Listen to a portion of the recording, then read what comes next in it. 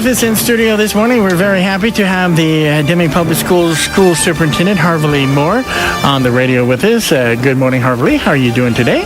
Good morning, John. I'm enjoying the rain, and I'm very happy to be here. It's very nice when we get some rain, isn't it? Yes. It's like I was telling one of my friends about, we don't care here if it rains every day during the monsoon season because we need it. And I was earlier this morning telling the listeners that we're still far below the year-to-date count. We're almost up to where we're supposed to be in the month of July, but our year-to-date rainfall is still well below what it should be. Well, this morning, Ms. Moore, we're going to be talking to you about the Deming Public Schools. School is set to begin in a couple of weeks, right? Yeah, absolutely. Yes, August 12th, first day back for students. August 7th, first day back for teachers and staff. So, the teachers got to go back a little before. They're going a little early to get ready, and there's some important training that we're working on for our school improvement efforts. All right. Well, we wanted to talk to you this morning because a couple of weeks ago it was announced that the state issued grades for all the schools in New Mexico, and Deming ranged from B's to F. We didn't get any A, but we did get a few Fs, and we wanted to talk to you about the specific schools and strategies, and actually tell our listeners, because I'm really not sure if people really totally grasp that whole grading system. But first, we wanted to congratulate Shane Coker. He was named as the assistant principal at Deming High School. What can you tell us about Mr. Coker? Mr. Coker has an exemplary career. He's a very fine teacher, was the special education facilitator at the high school for years, and then went into being an instructional leader, working with teachers, new teachers, helping them, and now is the new assistant principal. They're very excited about it, and as a matter of fact, right now he's in Albuquerque working with the facilities master plan and talking to the architect and wanting to bring back some information to the public for another public meeting. We've been having for the last 8 months, we've had a series of about 40 meetings for the public to come in and help us determine what we need to do to make our facilities the absolute best they can be. All right. Well, let's get right into this. The state issued grades for Deming schools, the Deming Public School System range from B's to F's. The New Mexico Department of Education releases the letter grades.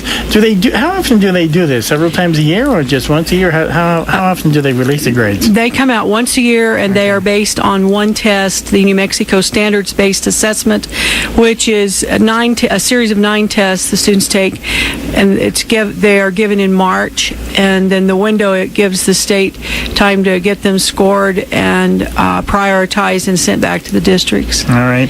And New Mexico has some 839 schools, so that was a lot of grading to do. A lot of grading. And the state says over 70% of New Mexico schools maintained or improved their grade school. And Deming had 6 schools in that category that either maintained or improved their grade, the same grade. And 3 that maintained the same grade and 3 that improved. The greatest gain, and I'm sort of proud about this, I'm happy about this, was Deming High School. They improved from a D that was released in 2012. That was the first year of the grading, right? Yes, that is correct. Okay, to a B in 2013. The high school was the only one to jump 2 letter grades. So it went from a D to a B. How did that happen? With a great deal of focused endeavor to individualize the teaching in the classroom to meet the needs of each child. We're doing things differently. I think good teachers have always done that to an extent, John, but now it's really focused on which skills the students do not have that are going to be tested. Now, how do you come up with these? I mean, is it like... how many students are in Deming High School? About 1,500. Okay, so you got 1,500 students there. How can you come up with individual plans so that each and every one of them learn something and can advance? How is that done? Well, that is a very good question. One of the most powerful and important ways is the individual teacher in the classroom. They look at where the students are, pre-assess them, and then move them forward. But if the part that's more difficult is finding the gaps that the students have in their learning that will be tested. Some students may be learning 1.5 years to 2 years in 1 year, but if it's not tested on the test, we won't be able to show that to the public. We can show it to the parents, and the students will know they've learned it, and they'll be more ready for college or post-high school. But if it isn't on the test, that's the part that gets you the grade, that one test. And high school missed an A by 3 points. The points are arrived at rather, we don't understand fully the formula. We've been told it's very complex, and that we wouldn't be able to analyze it unless we had all of the state data.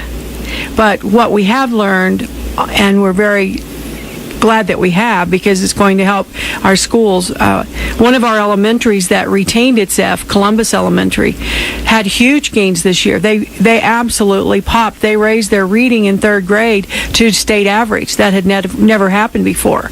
And they just had an 11% gain, meaning that they moved 11% of their students into proficiency in some of the areas. The national considers 5% to be good. Oh, okay. So that was a very significant gain. What we found is that you get a few points for current year, but you get many more points for a 3-year average. Okay. So if you test third grade and they've only tested once, the state predicts the other 2 years. So much of this is out of our hands, but we're just teaching the children reading and writing, or if this sounds old-fashioned, arithmetic. That is what we're doing with the basics of good learning so that they're ready for the next grade. All right.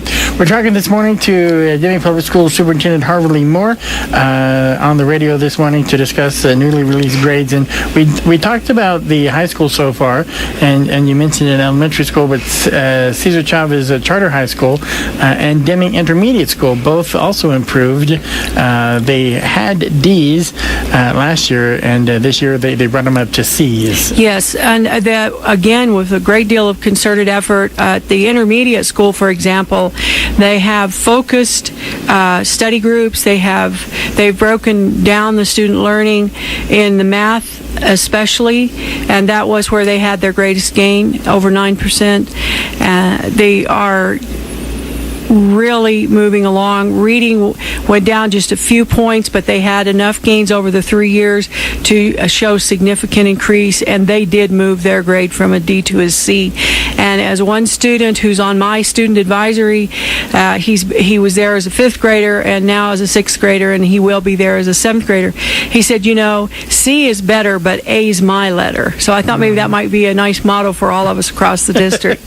Keep working toward that higher goal, because that's what the students deserve and what our teachers want. Well, the schools with no letter grade change were Chaparral, which maintained a D, and then the Columbus and Tortoise, you already mentioned Columbus, I believe, which maintained Fs, and that's what they had, and that's what they continue to have. Do you know, are they making any changes in Columbus and Tortoise to improve that? Yes, they are. We're breaking down, the staff are breaking down the grades. They're taking the results of the test, the individual tests, and they're looking at, okay, let's say that the student's very good in computation, but is a little weak in multiplication tables. So they're going to have focus for that student and any others in that classroom that need multiplication table review, or bottom line, John, we're teaching for mastery. If we don't, that we won't see the students feel secure enough on the test. Sometimes students look at the question and they may know the answer, but if it's not familiar enough with them, they select the wrong answer or they skip it. So we're teaching them not to skip. Just go right into it and do your very best. Take the test seriously is another big piece. Right. So many students just want to get it over with. Taking 9 tests, John, in 2 content areas, and then in writing over a series of several days, you get a little exhausted mentally. And, for some students starting at 3rd grade, it's their first time. Right. One thing we were very fortunate, John, we have an extended 25 days of learning now for all of our elementaries. We applied for and put in a very serious grant application received over $800,000. So starting this summer, all of our elementaries have an extended school year. But it is voluntary, and so not as many students are coming as we want. We'd like every student there. We're asking parents to watch for this in the future. Your child would get a 25-day head start, and they would, in many cases, have it with the teacher that they will have for the rest of the school year. Now, this isn't summer school, is it? No. It's something different than summer school. It is it's K3 Plus. It's a program that's being promoted by the state, and we are very supportive of it because I believe you need to be a child and you need to have a little bit of summer.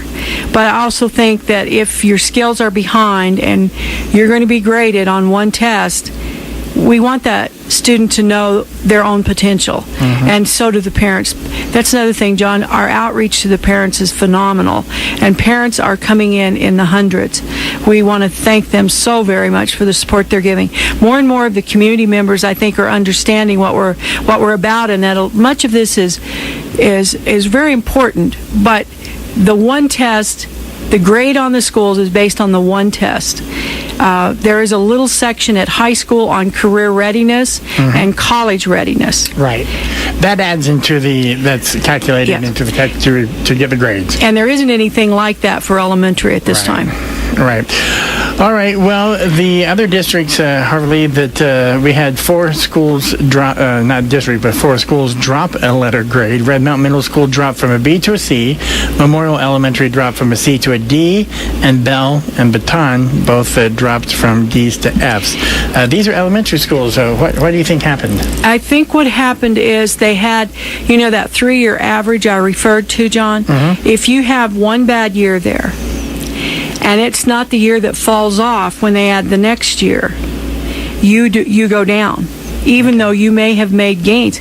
Baton made gains in 4 areas and still went down. Okay. RST made gains in 3 areas. So they're all making gains. And when I face teachers who are crying and principals who are so upset that they just want to quit, I tell them, don't give up. Continue to do what you're doing. Put the children first and figure out where your gaps are. We're going to work with you. As a matter of fact, we have 3 days of training this next week with our administrators, and it's all about, and we're calling it making the grade. We're going to take that little boy's advice. We're going to say C is better, but A's our letter. And we're going to raise those test scores at one way or another, John, but the most important way is through our teachers. They are the make or break. They have to be supported. I am very happy this year we had to cut over $900,000 out of budget, but we returned every teaching position. We're still looking for some teachers because some moved away, but those positions are there. We did not cut a single thing to the classroom, and we won't, because that is where our children are. Harvielee, so many times we hear the word facilities master plans. You mentioned it this morning already. Exactly what is that? Can you tell our listeners about that briefly? It sounds like it's a huge ordeal, but it is a huge ordeal, John. Thank you for reminding me that I was using an acronym. I'm sorry about that. The state requires that every district have a facilities master plan. We are putting together our newest one, which will be for the next 5 years, but it is revisited each year. And what you have in that is this house. I think one of the most important goals of the facilities master plan is to help assure that schools are safe for children, and that is one of our, as you know, one of our district goals, safe schools. If you do not have a plan where you visit, make sure the roof is okay, that there are not any gas leaks, that there, whatever, we are dealing sometimes with pipes and infrastructure that goes back to 1960, right, even in the city itself, around the schools, and they do a great job of maintaining it for us. We have to do our equally great job of maintaining our buildings. And recently, John, this last election, our community passed the 2 mil levy, right, 3-1, And that was phenomenal support, by the way, public. Thank you, voters. But we are using that to assure that we take care of the parts we can. Like, for example, putting in new carpet, painting a room, fixing or patching the roof. The facilities master plan will say the roof at this school needs to be replaced. Okay. Then we go for the larger funding at the state level. We actually have Mr. Burr in Santa Fe right now meeting with the Capital Outlay Council, and we are going to receive award, we believe, and I can talk about that later once we see if we did get it, John, for one of the roofs. We have heard before that there might be some construction or remodeling of the Deming High School. Yes, the high school is not meeting adequacy. We, as you know, we've been saying that for a few years. Yes, we have. I was going to say we've been saying that for years. We actually envisioned that we would want to have a 9th grade academy and career academies, and that particular bond failed. We were moving it to another site. Right. We listened to our public. I think a lot of the people understand that the current footprint is very small, not really large enough. It is landlocked, but we're going to take the footprint, we're going to use it, we're going to ask the public for their support. We've been having a series of meetings. We will completely remodel the high school with the support of the community. If the bond that we're going to go for, when the board sets the date, we will announce it.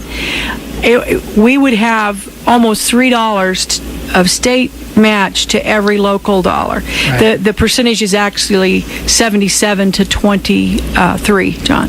So what I heard was, since you mentioned that it's landlocked in the footprint, basically the land you have, the area that you have for the high school is all you have.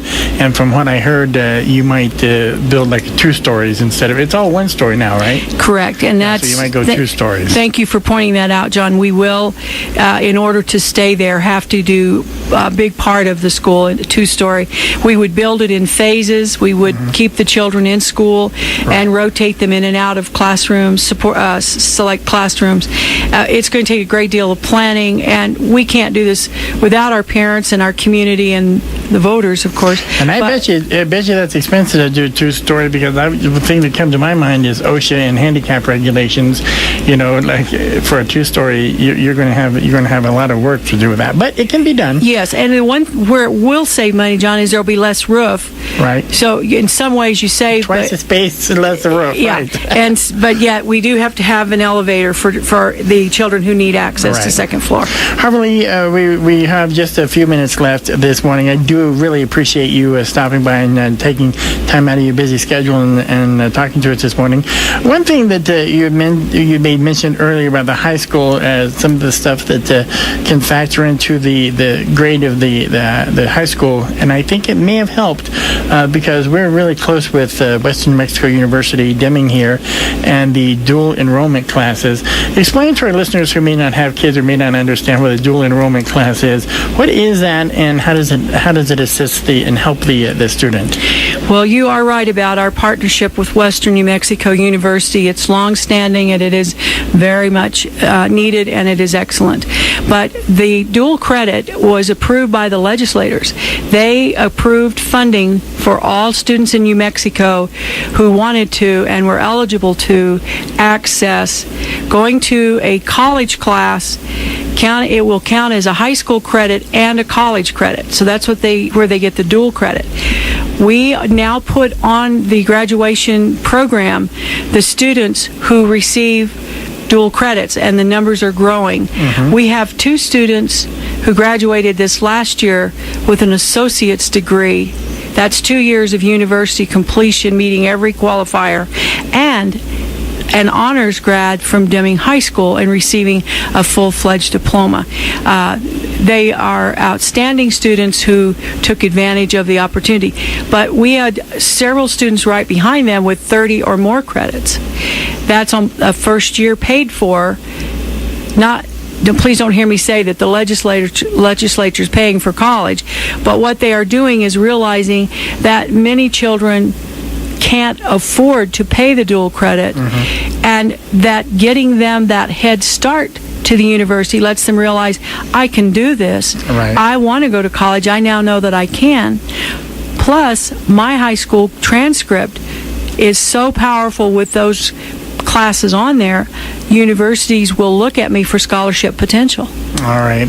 And the next thing, real quick, the approval of the 7-period day. Yes, we're moving. So you're moving to this, like how I went to school. The way went to 7 classes a day, and then you got home. As someone said, the way it used to be. Right. We have been on a 4x4 block for many years. Mm-hmm. That means the students had 4 classes in the fall and 4 classes in the spring, could receive 8 credits a year. So now it's 7 periods. And the classes endure all year long, and instead of 90-minute classes, they're 52-minute classes. Okay.